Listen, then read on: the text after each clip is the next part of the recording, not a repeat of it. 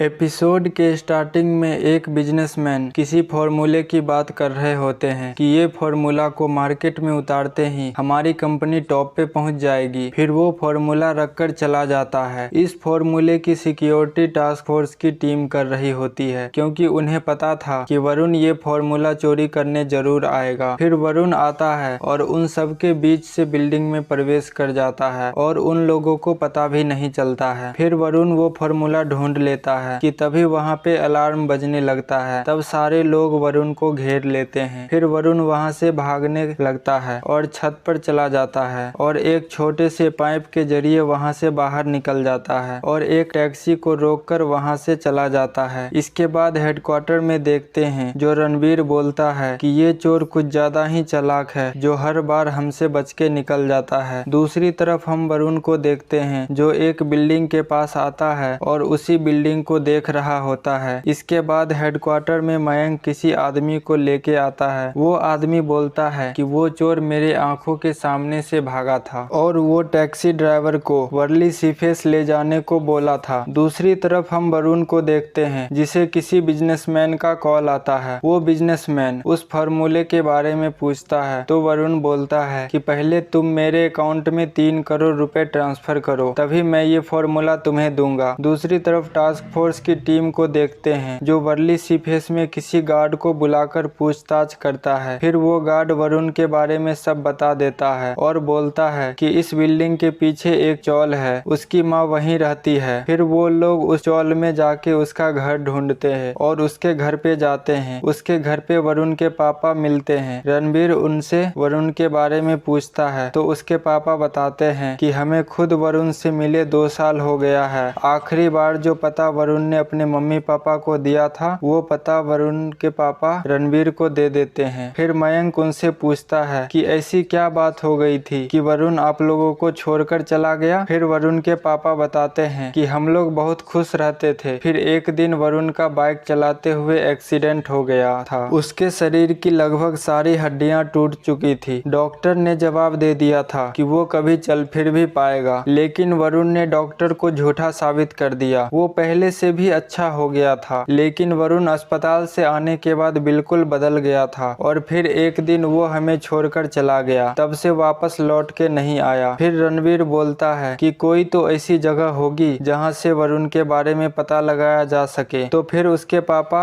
एक जगह बताता है जहाँ पे वरुण योगा सीखने जाता था। फिर कभी उस योगा क्लास में जाता है और वहाँ पे योगा करने लगता है और ये सीन काफी फनी होता है। फिर उससे वरुण के बारे में पूछते हैं तो वो बताता है कि वरुण को योगा करना बहुत अच्छा लगता था। वो अपनी बॉडी को और फ्लेक्सिबल बनाने के लिए उसने अपने घर को ही गर्म करके रखा था। फिर कभी वरुण का एड्रेस के बारे में पूछते हैं, लेकिन उनके पास भी वही एड्रेस था जो वरुण के पापा ने उनको दिया था। इसके बाद हम सड़क पे एक कपिल को देखते हैं। वो दोनों मस्त बातें करते हुए गाड़ी चलाते आ रहे होते हैं। तभी वरुण उनके गाड़ी के सामने आ जाता है और छरप के उनके गाड़ी पे बैठ जाता है और उनसे लिफ्ट मांगता है। वरुण वहां से एक बैंक पे आता है। तभी बैंक में एक चोर चोरी करने आता है। वरुण उस चोर को चोरी करने से रोकता तो नहीं है, लेकिन उसके चुराए हुए सारे पैसे छीन लेता है और वहां से भाग जाता है। तभी वहां पे रणवीर और कशिश आते हैं और रणवीर वरुण को जाते हुए देख लेता है और उसके पीछे भागता है, लेकिन वरुण उस रोड के गेट के बाहर चला जाता है। तब मयंक अपनी बाइक से उसके पीछे जाते हैं, लेकिन वरुण उसकी बाइक लेके भाग जाता है। तब रणवीर उस बैंक में आके वरुण के बारे में पूछताछ करता है कि ये लड़का इस बैंक में क्यों आया था। रणवीर बैंक मैनेजर से उनके सारे कस्टमर का डिटेल मांगता है, लेकिन बैंक मैनेजर बताता है कि इमरजेंसी अलार्म बजते ही सारे सिस्टम डीएक्टिवेट हो गए हैं। ये जानकारी आपको कल सुबह ही मिल पाएगी। फिर रणवीर ये सारी बातें एसीपी दिलेर को बताता है। तब एसीपी दिलेर बोलता है कि मुझे नहीं लगता ये लड़का किसी को नुकसान पहुंचा सकता है, क्योंकि जब इस लड़के से मेरी नजर मिली थी, भले ही 1 सेकंड के लिए, लेकिन मुझे इस लड़के में एक अजीब सी सच्चाई नजर आई थी। दूसरी तरफ रात में हम वरुण को देखते हैं जो अपने घर आया होता है। वो अलमारी खोलकर उसमें कुछ रखता है और वहां से जाने ही वाला होता है कि उसके मम्मी पापा उसे देख लेते हैं। इसके बाद हम अभिज्ञान को देखते हैं। वो उस बैंक मैनेजर को कॉल करके उससे वरुण कश्यप का